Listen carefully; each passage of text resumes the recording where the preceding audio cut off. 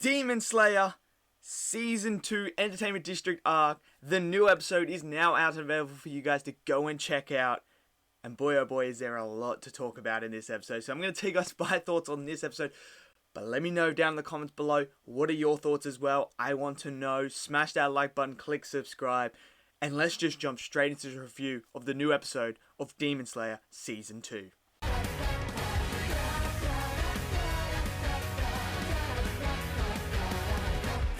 Okay, so last week's episode I absolutely adored and loved.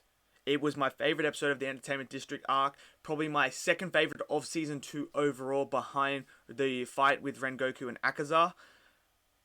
This episode is now my favourite episode of the Entertainment District arc. This had everything in it that I want from an anime. I am lost for words at just how freaking good this episode really is.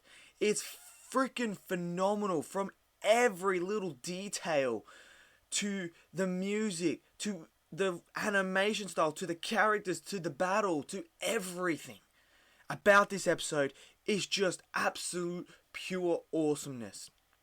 So we pick up right where we left off in the last episode, where Tanjiro is falling down after the big explosion. Zenitsu saves him, and he's basically apologizing because he's too weak and he can't defeat him, so it's all his fault. And as we see him roll down, we then see him have a flashback with his sister. It's like a flashback, but not. It's sort of like a vision of some sort, because we see her with a demon form as well in there, saying, why do you always apologize for things? And like basically saying you're always looking for someone to blame, or always blaming yourself for things that are out of our control. We're only human. And I really like that, because then it started to give Tanjiro the idea of like, crap, like why am I just sitting down and feeling sorry for everything, for myself, for everyone else, when I should be out there doing something? And then obviously Gyutaro turns up in front of Tanjiro and gives him this big speech about how he's killed Inosuke by stabbing him through the heart. He's got Zenitsu trapped in the building there, and he's just going to let him die there because he can't get out. And then obviously he's said that he's killed Tengen because his heart stopped and the poison has finally affected him, and obviously he's cut off his hand. So then he begins to beat down Tanjiro. He does this absolutely insane thing to Tanjiro where he grabs his two fingers and just snaps them. It was brutal, man. What Gyutaro was doing was just pure brutal. Like, he was just absolutely beating down Tanjiro and explaining, why are you not protecting your sister? Why is she protecting you? Because she's a demon. And like, just went on this huge, like, just destroying Tanjiro left, right, and center. So Tanjiro starts to run away with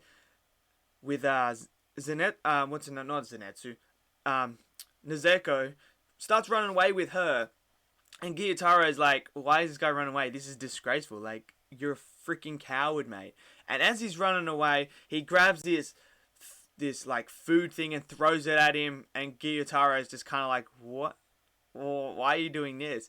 And then out of nowhere, Tanjiro looks up to the sky and then says, I was waiting for this. Next thing you know, boom, he hits Gyutaro on top of the neck and pushes him down to the ground as if he's going to cut him off. And you're probably thinking, how is this working? Because in the process of running away, he grabbed one of the kunai that Tengen's wives were using, laced with the poison, and actually when he threw the other stuff, he threw that and it actually hit Gyutaro and made him like lose his like demon powers to a certain extent, where he's not as powerful. He's actually quite weak compared to that. So Tanjiro's got him down there, and he's thinking to himself, Gyutaro, it's okay, because Daki's up there. He's got to somehow behead me and then behead her as well before we reattach our heads, which is not going to happen. And then out of nowhere, Zenitsu comes out with this beautiful attack, and basically just comes out of nowhere. And she's like, oh, I'm going to finish this guy. I know how quick you are. And then we see Zenitsu unleash his full power for the thunder breathing technique, thunder and clap, where he uses godlike speed. And we see him at full potential, and he just rocks Daki. And absolutely, he's taking her head off. He's slowly going through it, and he's basically doing his part now. And he even says, Tanjiro created this 1 in a million chance, and we have to take it. So as Tanjiro is going with Gyutaro, he's trying to decapitate him, but Gyutaro pulls out the kunai and then flips Tanjiro off him, and he's going in for the kill, and you're thinking, shit, there's no out here. And out of nowhere, our boy comes back to save Tanjiro with one freaking hand. Tengen just pops up and goes, nah, not this time. But because of his training, he's able to slow his heart down, so it seems like he's dead. And Gyutaro is like, oh, I thought you were dead. Tengen then uses his sound breathing technique in a unique way where he's able to read his opponent's movements like a song. And he even states that it's like a score, and it makes it easy for him so he can read the movements as if it's a sheet of paper with the score written down on it. And I really like that. And he goes toe to toe with Gyutaro, and it's just an insane fight. The animation for this fight is just beyond spectacular. Demon Slayer has the best animation I've ever seen. It is just flawless. Absolutely flawless. This just looks so amazing. Like, I can't... From the coloration and all the different colors that they use just blend so well. They just look incredible. And then you've just got the animation style of the characters just looks freaking perfect during the fight. All the fight looks authentic. It looks smooth. It's just incredible. Absolutely fantastic. And as this fight's going on, Tanjiro's looking for an opening. And there is an opening there. And he's basically, Tengen's just like getting sliced down here. He's getting sliced everywhere. But he keeps going. And Tanjiro knows he needs to get in there and decapitate Gyutaro before it's too late. Because remember, what makes Tanjiro such a great character in these moments now moving forward is he's seen people die in front of him, especially Rengoku. When he saw Rengoku die and didn't help him, he couldn't help him, that sort of lit the fire in him where he's like, Rengoku gave his life for me. I now cannot allow that to happen again. I cannot allow someone else to take the reins and fight a demon without me being some form of help. I'm not going to just sit on the sidelines and watch them give their life for others. And I like that about his character. And Zenitsu's character is just absolutely fantastic now. Like, when would Zenitsu ever do what he's doing right now in the first season? He would never have done that, but now look at him. He's out there doing it all, fighting Daki on his own, and I just absolutely love it. And as Tanjiro looks for an opening, he jumps in, and he comes in and he starts to hit Gyutaro's head. Meanwhile, he's thinking, oh, it's okay. I'm not going to get decapitated, because obviously Daki's not going to get decapitated here, so we're sweet. And you can see Zenitsu's like, I'm out of strength, I can't.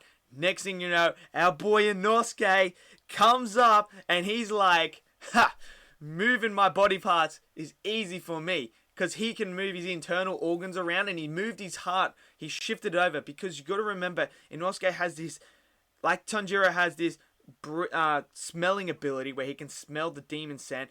Obviously, Tengen has this hearing ability. The ability of Inosuke is he has this great sense where he can sense anything around him, and he can automatically assume where they're going to go and how it's going to happen, so he can prepare for that. And obviously he's prepared, and the poison doesn't work on him, he says as well, so that's awesome. He jumps in, they go in and decapitate Daki, she's decapitated, and now it's just left to Tengen and Tanjiro to decapitate Gyutaro. And Gyutaro is like, I've got to do this one last attack, and my final ditch. He's got to use his little spinny fucking attack thing again. And Tanjiro is like, nah, this is not happening. I'm gonna kill you right here, right now. And our boy, Tanjiro, gets the Demon Slayer mark. He gets the Sun-Breathing Slayer mark. It just appears on his head. This increases his strength. And he just decapitates Gyutaro right then and there. Comes through. Boom. They're both decapitated. Everything looks all sweet in that. Obviously, when Tanjiro got hit by the poison as well, when Gyutaro comes in and gets him there, the poison is affecting him.